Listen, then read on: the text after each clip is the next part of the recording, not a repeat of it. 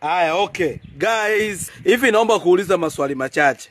Hivi bodi ya ligi ndo ngazi ya mwisho ya maamuzi kwenye mpira wetu? Yaani hakuna taasisi, hakuna chombo cha sheria serikalini hadi idara zingine ambazo zizakasema bodi ya ligi jiuzuru wakajiuzuru?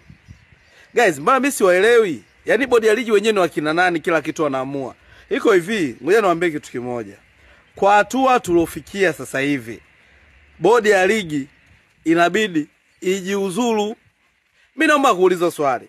Hata serikalini hakuna taasisi yenye uwezo kuambia bodi ya ligi mjiuzuru, bodi ya ligi kajiuzuru. Guys, nchi yetu ni amani, msiletee mambo ya hovyo kwenye mpira. Watu waanze kuumizana kwa sababu ya mguto. Jamani, mguto kwani hapo unalipwa shingapi? Sema hela unaolipwa wa Tanzania tuchange. Sisi tunachotaka ni umoja na mshikamano na ligi ishe kwa amani.